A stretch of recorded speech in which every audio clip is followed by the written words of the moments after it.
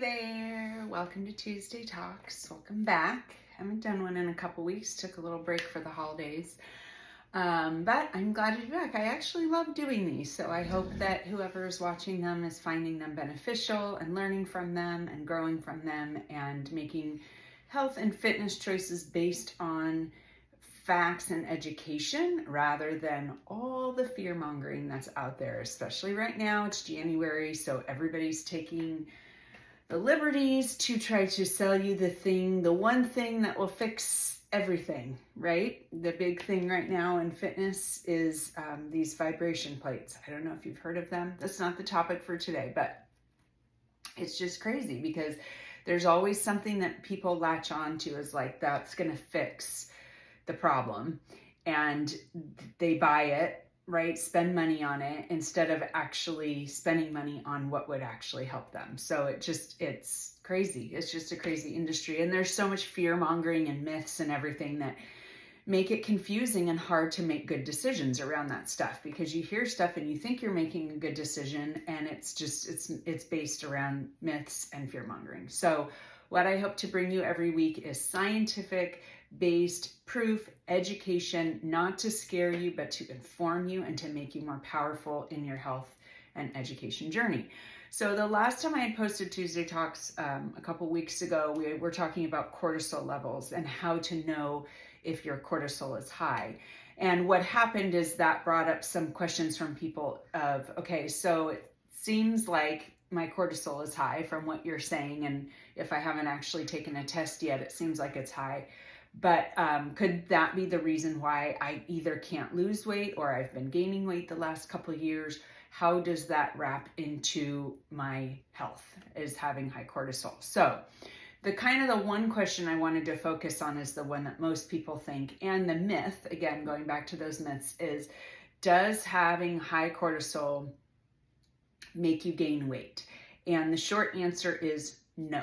It does not. I will get into the longer answer, but if you just want the short answer, no, it does not. But let's talk about how it can lead to weight gain, even though it is not the root cause of the weight gain. Okay, so high cortisol levels can lead to obviously an imbalance of hormones. That's what's going on anyway to drive that, right?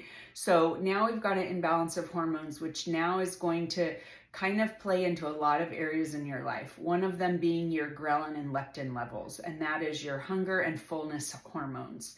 And when those are messed up, it's hard to tell, am I actually like super hungry? Am I actually hungry because I need food, or am I just hungry because my signals are off? Or I'm eating so much I never feel full, right? So those things go off. So when we can't read those correctly, it can definitely lead to us making poor choices that then lead to weight gain, right? So it's very similar to kind of what can happen if you're like before your cycle each month, where you feel like you're just starving and you want everything in sight and you want to eat everything and you're having cravings. It's because your hormones are going wonkers because you're about to start your cycle, right? So it's feeding into those levels. And then how many people could raise their hand, me included, and say, yeah, like the couple days before my period, I'm eating everything in sight, or my cravings are just crazy, or I feel like no matter what I eat, I'm not full. It's because of the ghrelin and the leptin levels being all off. So let's say you have a high cortisol, and so now your levels are off like constantly, not just the couple days before your period, but constantly over an extended amount of time of months. Now we're talking about those levels really messing with you. So feeling like you're not full, feeling like you're craving everything, feeling like you just want to eat everything in sight, that's going to cause you, again, as a byproduct, right? So the actual cortisol isn't storing weight on you, but it's causing you to feel like these things are happening, and then you eat more. And the eating more is what causes the weight gain, not the actual cortisol. Does that make sense? So it's feeding into it, but is not the reason for. So if you have high cortisol and you're aware of it, it actually makes it very helpful to play into those things, because then you're aware of what's going on And one of the best things you can do is just be tracking your food during that time, because then you know that if you're still feeling really hungry, and you can look at your tracker and you can say, I've eaten, my calories today, I shouldn't still be hungry, then it's going to help you balance that a little bit, rather than just feeling like, I must not have eaten enough today, I'm starving all the time, and then you're over consuming food. Okay, so that's one of the ways.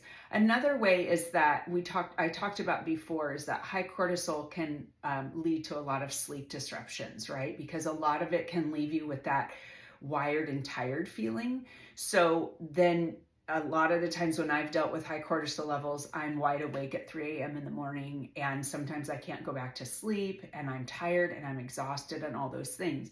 We know, the research says, that a lack of sleep messes with so many things, right? I mean, we all know how we feel. We don't feel good. We feel grumpy. We feel, maybe have foggy brain, but it also really plays into our decision making, which is why, I think I've talked about this before, but a lot of people have issues with binging. That's a whole nother topic that we can get onto. But have you ever noticed or been aware of your own like overeating or binging things?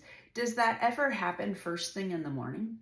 Or pretty much everyone that's ever had an overeating binging problem, it happens in the evening, right? There's a reason for that. There's actually a lot of reasons for that, but a lot of that is based on, as the day goes on, we are making decisions all day long about 5 million different things, right? We have so many different things going on in our life, down to like big decisions as, am I going to go work out today, down to a little decision of what shirt am I going to wear today. But we're making decisions all day long. By the time we get to the evening, we're tired.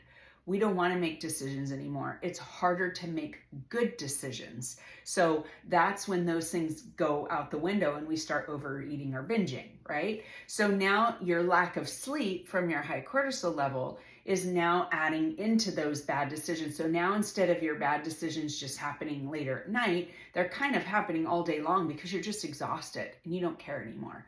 And I don't know about you, but I know for me, when I'm feeling really tired, one of the things I crave more is comfort food.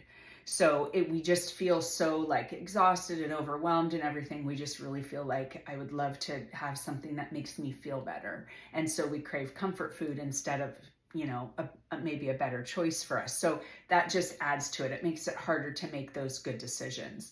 And then of course, the other way that it can affect it, besides like your lack of sleep and having a hard time sleeping, is that feeling of just the overwhelm feeling of it's all too much. That happens a lot with cortisol, because our endocrine system and our nervous system can be all thrown off by that high cortisol level and that feeling of like wired and tired. So that's just going to play into you not being able to think throughout the day of what you want to do as far as your meal plans and those types of things, because you're just so overwhelmed with everything. So part of two, again, this could go into a whole nother conversation, but part of what we experience in perimenopause and menopause with our hormones getting out of whack is that things can start to bother us that never really bothered us before. You can feel yourself feeling like very easily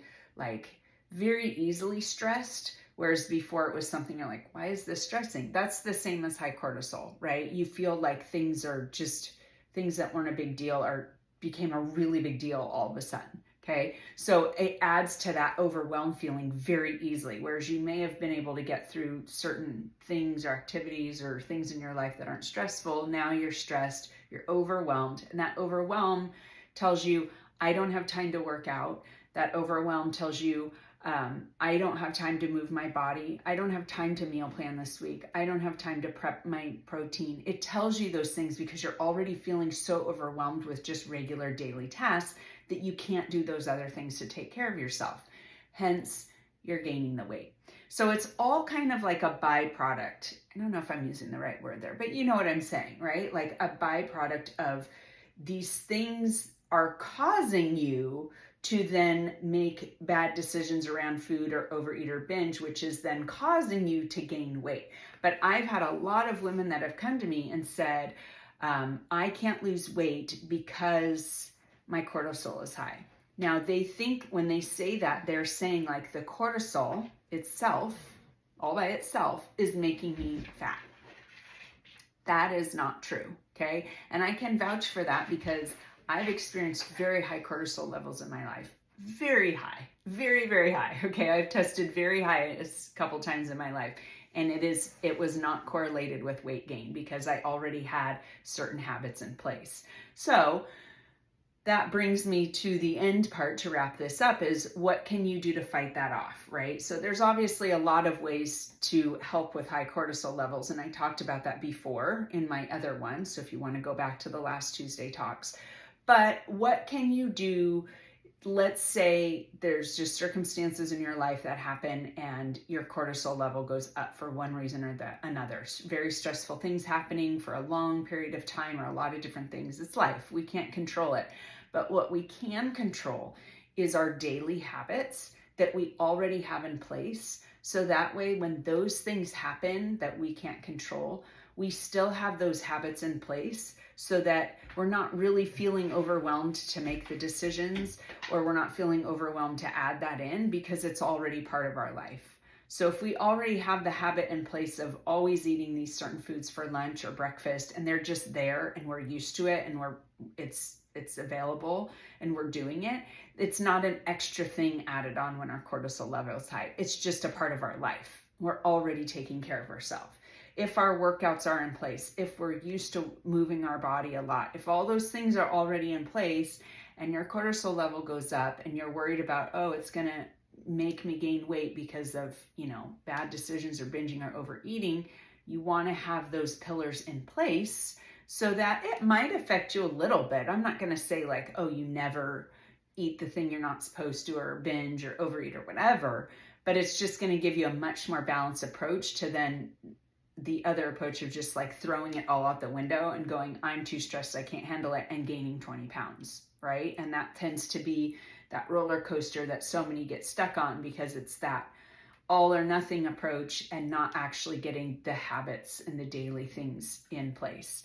So, and I've talked before about what I do with my clients as far as getting those daily habits in place and doing a thing I called habit stacking, where you're just giving yourself a small goal each week, meeting that goal, and then building on top of that. None of this like I'm throwing everything out and bringing all new things in and I'm just going to change my life completely. It's not realistic and it's not going to stick. So especially right now at the beginning of the year when everybody wants to go, oh, I'm going to do this and this and this and this and this and this and this and this and this the first week of January. And then they do it for a week. And what happens? I know what happens because my gym clears out. So all those people that that was part of their list to start doing that, they don't come anymore. They're overwhelmed. They gave themselves some high expectation of, I'm going to go to the gym 5 days, 6 days a week. I'm going to work out for 2 hours every day. I'm going to do this and that. And they do it for a week and they're like, this isn't sustainable. How the heck am I going to do this?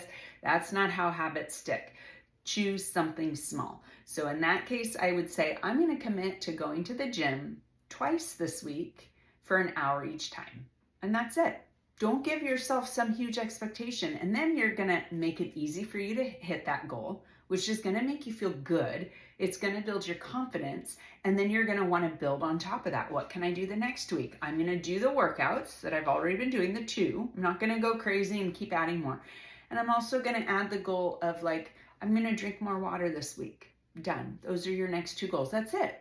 You're just stacking them until all of a sudden, 6 months later, you look back and you're a different person because you took all these tiny little steps to get there. I hope this was helpful. If there's any way that I can ever help you outside of this, if you need some encouragement or just some guidance or getting on the right path, there's so many different paths. It can be very confusing to choose the right one. Please reach out and let me know. I'm so passionate about helping others. And I'm here, as always, cheering you on in your health and journey. Health and fitness journey. I didn't say that, right? Have a great week, you guys. I'll see you later.